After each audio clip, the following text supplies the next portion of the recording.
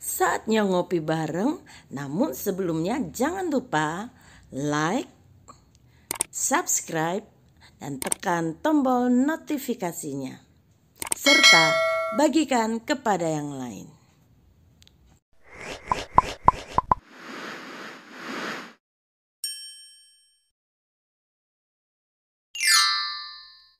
Narwastu yang mahal tak sebanding dengan kasih Tuhan.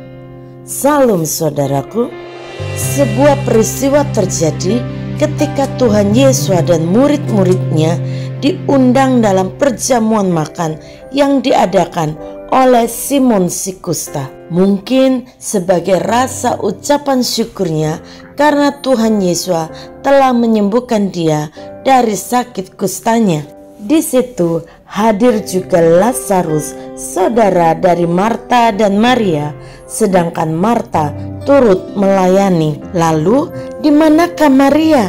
Injil Yohanes memberitahukan kepada kita bahwa Maria sedang mempersiapkan sebuah pemberian yang sangat mahal harganya. Maria mengambil setengah kati minyak narwastu murni yang mahal harganya. Injil Matius dan Markus menceritakan bahwa Maria membawa minyak itu dalam buli-buli pualam.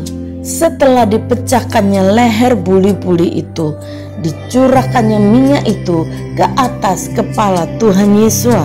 Maria lalu meminyaki kaki Tuhan Yesus dan menyekanya dengan rambutnya, dan bau minyak semerbak di seluruh rumah itu. Tentu apa yang dilakukan oleh Maria menimbulkan reaksi dari orang-orang yang melihat hal tersebut. Yudas Iskariot, seorang dari murid-murid Tuhan Yesus yang akan segera menyerahkan dia, berkata, "Mengapa minyak narwastu ini tidak dijual 300 dinar dan uangnya diberikan kepada orang-orang miskin?" Yohanes mencatat bahwa hal itu dikatakannya bukan karena ia memperhatikan nasib orang-orang miskin, melainkan karena ia adalah seorang pencuri. Ia sering mengambil uang yang disimpan dalam kas yang dipegangnya. Markus mencatat bahwa peristiwa minyak narwastu itu bukan saja membuat orang-orang yang ada di situ menjadi gusar dan menganggap itu sebagai pemborosan, tetapi mereka juga memarahi Maria.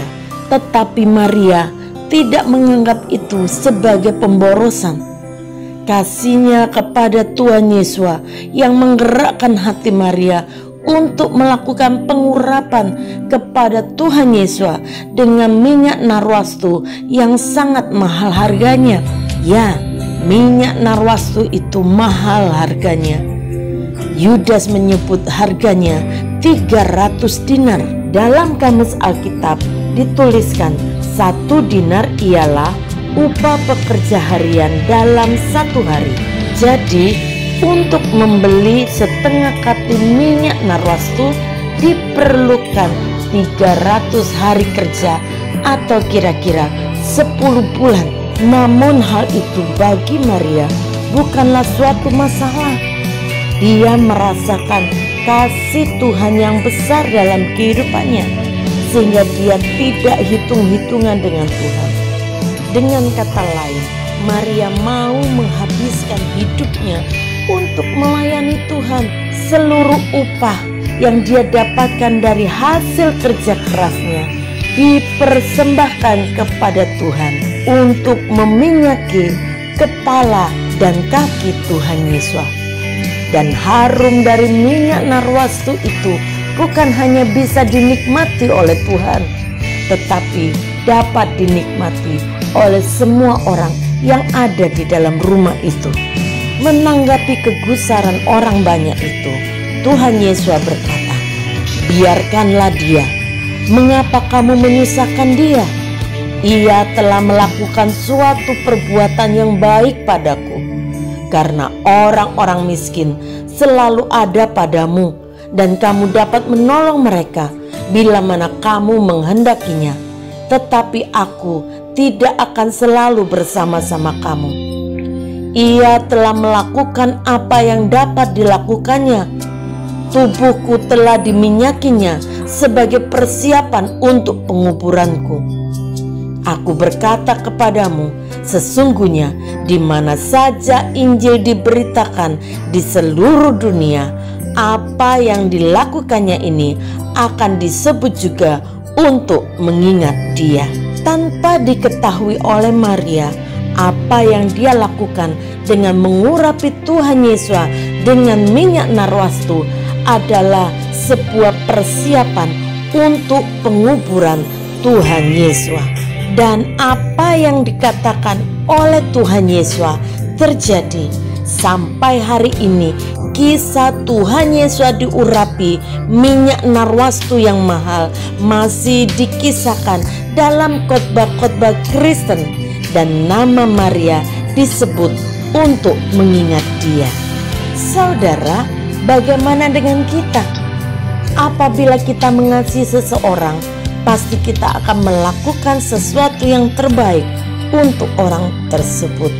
Bagaimana dengan kasih kita kepada Tuhan Yesus yang sudah memberikan seluruh hidupnya, nyawanya untuk kita? Apakah kita sudah mengasihi Dia dengan segenap hati kita, dengan segenap jiwa kita, dengan segenap akal budi kita, dengan segenap kekuatan kita? Apabila kita mengasihi Dia dengan segenap hati, dengan segenap jiwa, dengan segenap akal budi dan kekuatan kita, maka kita tidak akan menjadi orang Kristen yang hitung-hitungan dengan Tuhan. Kita akan memberikan hidup kita, waktu kita, keuangan kita untuk memuliakan Tuhan, untuk menyenangkan hati Tuhan. Bapa, kami bersyukur kepadamu untuk kasih-Mu yang sangat besar dalam kehidupan kami. Terima kasih karena Engkau mengasihi kami, maka Engkau memberikan seluruh hidup-Mu untuk menggantikan kami Tuhan, sehingga kami tidak perlu binasa, melainkan mendapatkan hidup yang kekal. Terpujilah nama-Mu Bapa. Karena itu kami mau belajar pagi hari ini seperti Maria, tidak hitung-hitungan dengan Tuhan, karena Tuhan telah melakukan yang terbaik buat kami. Kami juga mau memberi yang terbaik untuk Engkau. Kami mau mengasihi Engkau dengan segenap hati kami, dengan segenap jiwa kami, dengan segenap akal budi dan kekuatan kami. Tuhan, tolong kami untuk mengasihi Engkau lebih lagi dari hari-hari yang telah lalu. Hidup kami, waktu kami, bahkan semua yang ada pada kami adalah milik-Mu Tuhan. Karena itu kami mau pakai semua untuk kemuliaan nama Tuhan. Di dalam nama Tuhan Yesus kami serahkan hidup kami. Haleluya, amin. Orang yang menyadari bahwa hidup ini adalah anugerah Tuhan, maka dia tidak akan pernah hitung-hitungan dengan Tuhan. Tuhan Yesus memberkati.